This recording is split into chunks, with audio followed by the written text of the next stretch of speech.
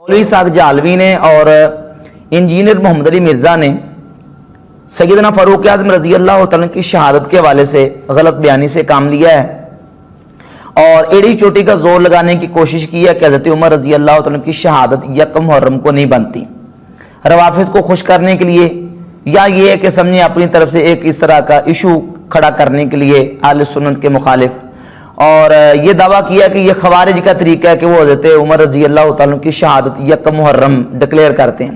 हालांकि जो तारीख़ी हक़ायक़ हैं बिल्कुल इसी का साथ देते हैं कि सैयदना फ़ारूक आज़म रज़ी अल्लाह तआला की शहादत का जो सानिया है वो यकम मुहर्रमुल हराम को आपकी जो शहादत का वाक़या वो पेश आया है। इस सिलसिले में मैं इंशाअल्लाह जो चंद हवाला जाते पेश करूँगा। बिलखुसूस दोनों बंदों ने जो हवाला पेश किया है इमाम इब्ने असीर जज़री रहमतुल्लाह की किताब उस्तुल गाबा से, और उसमें जो खयानत की है उस खयानत का पर्दा भी चाक करना ज़रूरी है, वो पेश करूँगा। यह है किताब इमाम इब्ने असीर जज़री अल-मुतवफ़ा 630 हिजरी रहमहुल्लाह उनकी किताब है, और ये वही इमाम है जिन्होंने इमाम आज़म अबू हनीफा रहमतुल्लाह अलैह को अपनी किताब अल कामिल फी तारीख की जिल्द खामिस के सफ़ा 30 पर अल इमामुल आज़म लिखा है, जिसको मिर्ज़ा साहब कहते हैं कि इमाम अबू हनीफा को इमाम आज़म कहना ये बिदती मौलवियों का तरीका है।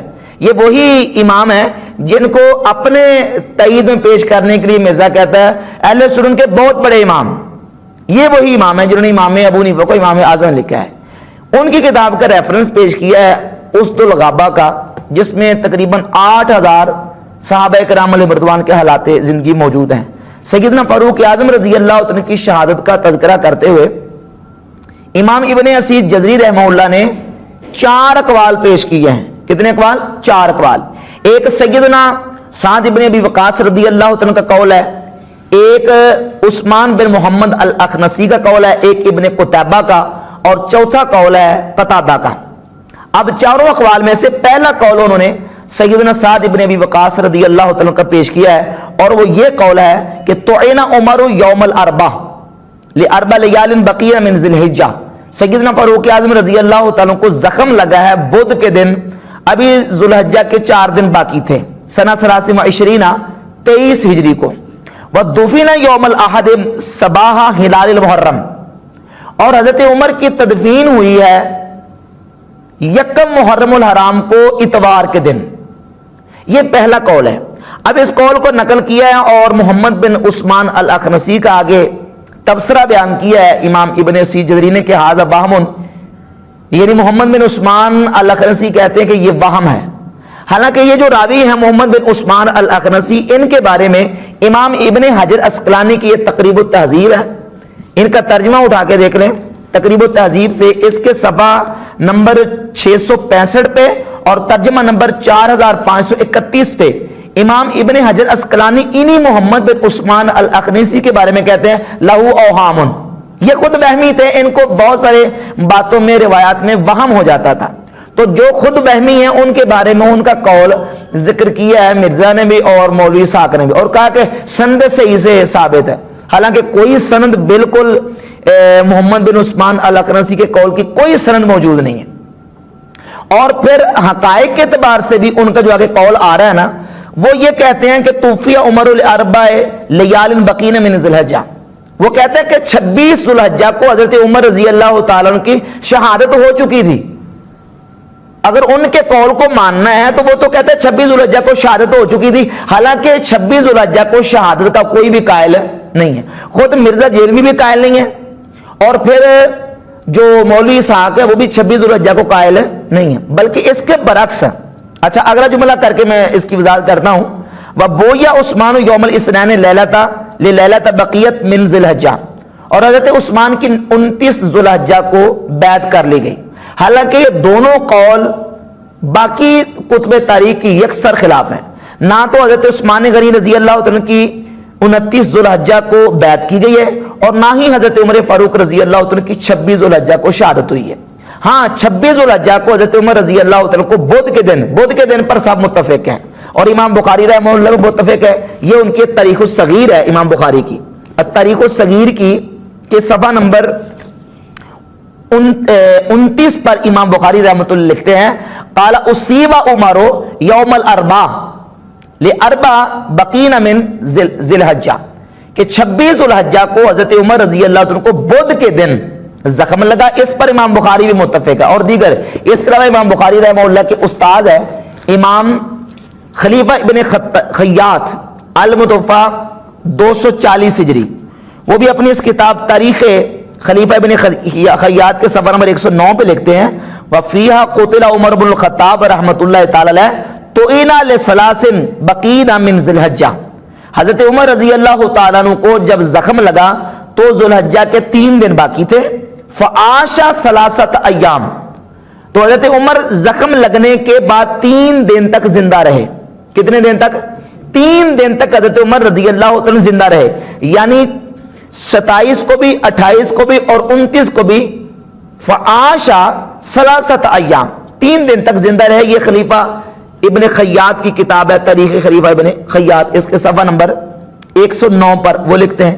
امام بخاری نے بھی بدھ کا دن لکھا ہے. تو بدھ کے دن پر سب متفق ہیں اور آپ کی تدفین یکم محرم الحرام کو ہوئی اور وہ دن اتوار کا دن تھا. اس پر بھی سارے متفق ہیں. اس پر میں حوالہ پیش کرتا ہوں. یہ صفت الصفوہ امام ابن جوزی کی کتاب، صفت الصفوہ کے صفحہ نمبر 110 پر امام ابن جوزی سیدنا سعد ابن ابی وقاص رضی اللہ عنہ کے ریفرنس سے ذکر کرتے ہیں کہ قال سعد بن ابی وقاص رضی اللہ تعالیٰ عنہ تعین عمر یوم الاربع لاربع لیال بقین من ذی الحجہ کہ حضرت عمر کو زخم لگا بدھ کے دن 26 ذو الحجہ کو، یعنی ابھی ذو الحجہ کے 4 دن باقی تھے لیکن 4 دن ہو نہ سکے، یعنی 29 کا چاند نظر آ گیا اور اتوار کو یکم محرم الحرام ہوگی. سنہ 23 ودفن یوم الاحد صبیحۃ ہلال المحرم، اور حضرت عمر رضی اللہ عنہ کی تدفین ہوئی ہے کس دن کو؟ یکم محرم الحرام کی صبح کو. یہ امام ابن جوزی کا قول بھی مذکور ہو گیا اور یہ ہے سیر اعلام النبلاء حافظ ذہبی کی. حافظ ذہبی سیر اعلام النبلاء کی جلد نمبر 2 صفحہ نمبر 459 پہ لکھتے ہیں دفن عمر رضی اللہ تعالیٰ فی اول المحرم، حضرت عمر رضی اللہ تعالیٰ عنہ کی تدفین ہوئی ہے یکم محرم الحرام کو. کس دن ہوئی ہے؟ یکم محرم الحرام کو. اور اسی قول کو بیان کیا، ایک تو سیدنا سعد ابن ابی وقاص کا حوالہ پیش کیا اور قول نقل کیا امام ابن اسیر جزری نے، اور یہ ان کی ایک اور کتاب ہے الکامل فی التاریخ، مشہور اور معتبر کتاب ہے اہل سنت کے بہت بڑے امام جن کو مرزا صاحب کہہ رہے ہیں امام ابن اسیر جزری کی. انہوں نے اپنی اسی کتاب کے جلد 40 اور صفحہ نمبر 28 پر لکھا ہے توئنا یوم الاربع لاربع بقین من ذی الحجہ ودفن یوم الاحد ہلال محرم، کہ محرم کی یکم کو حضرت عمر رضی اللہ عنہ کی تدفین کی گئی. تو حضرت عمر رضی اللہ عنہ کی کے زخم آنے کے حوالے سے بدھ پر سب کا اتفاق ہے، یعنی بدھ کو زخم آیا. یکم محرم الحرام کو حضرت عمر رضی اللہ تعالیٰ عنہ کی تدفین ہوئی اور وہ دن اتوار کا دن تھا. یہ ساری کتابیں بری پڑی ہیں. ایک حوالہ اور سن لیجئے، یہ ہے حافظ ابن کثیر کی البدایہ والنہایہ، اس کی جلد نمبر 7 صفحہ نمبر 155 دار الاحیاء التراث العربی بیروت سے شائع ہوئی ہے. ومات رضی اللہ تعالیٰ عنہ بعد ثلاثن، یعنی بدھ کو زخم آیا اور حضرت عمر رضی اللہ عنہ بدھ کے بعد 3 دن تک زندہ رہے. ماتا رضی اللہ عنہ بعد ثلاثن، پھر 3 دن کے بعد آپ کی شہادت ہوئی. دفن فی یوم الاحد مستحل المحرم من سنۃ 24، 24 کو محرم الحرام کی یکم تاریخ کو اتوار کے دن حضرت عمر رضی اللہ تعالیٰ عنہ کی ذات گرامی قدر کی تدفین ہوئی. تو حضرت عمر کی یکم محرم کو تدفین ہوئی، اس پر بھی سارے متفق ہیں. اسی طرح وہ اتوار کا دن تھا، اس پر بھی سارے متفق ہیں. اور پھر وہ جس دن آپ کو زخم لگا وہ دن کون سا دن تھا؟ بدھ کا دن تھا. یہ ساری متفقہ باتیں ہیں. اب یہ جو محمد بن عثمان الاخنسی کا قول امام ابن اسیر جزری نے ذکر کیا ہے، امام ابن اسیر جزری رحمۃ اللہ اس قول کے خود قائل نہیں ہے.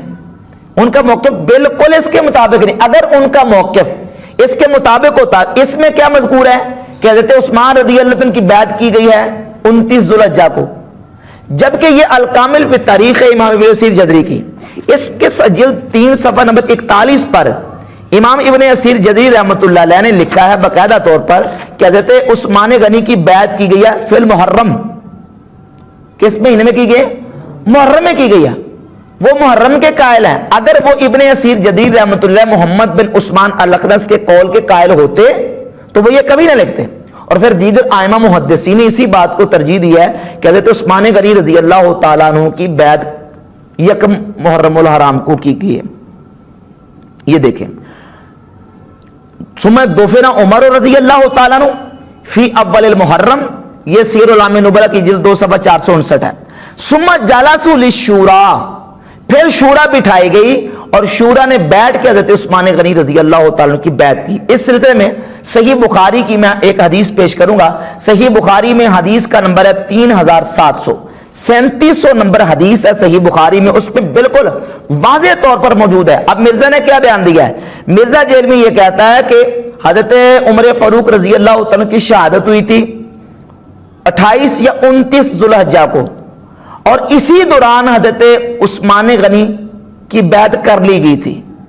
حالانکہ بالکل یہ صحیح بخاری کی روایت کے یکسر خلاف ہے.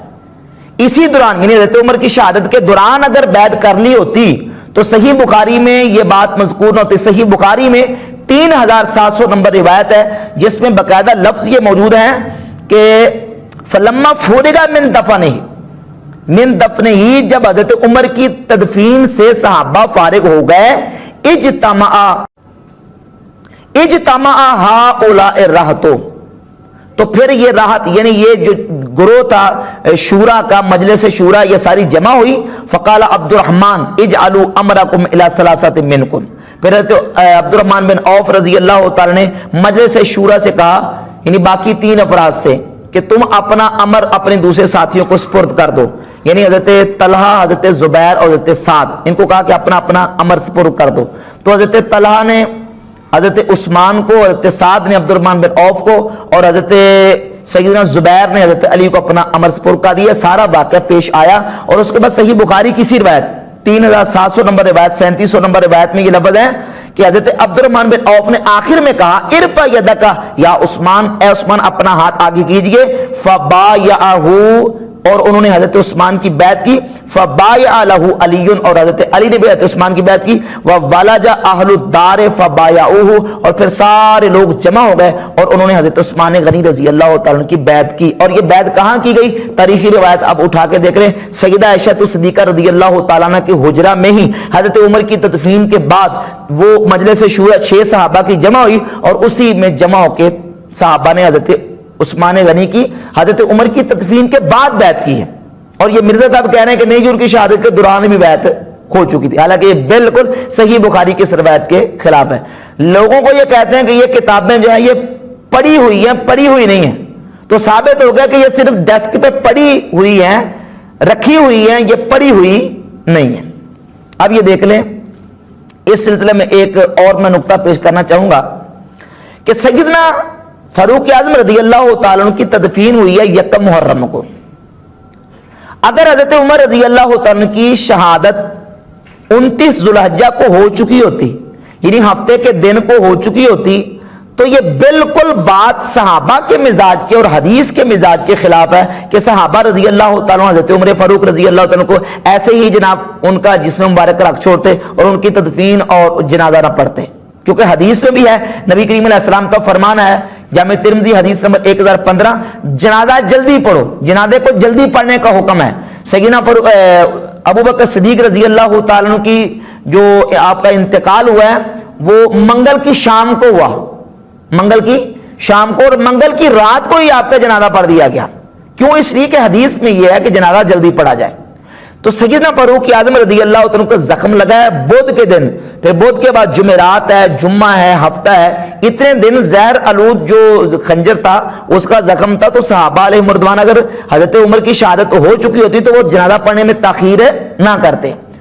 تو جنازہ پڑھنے کے حوالے سے حکم بھی ہے کہ جلدی پڑھا جائے.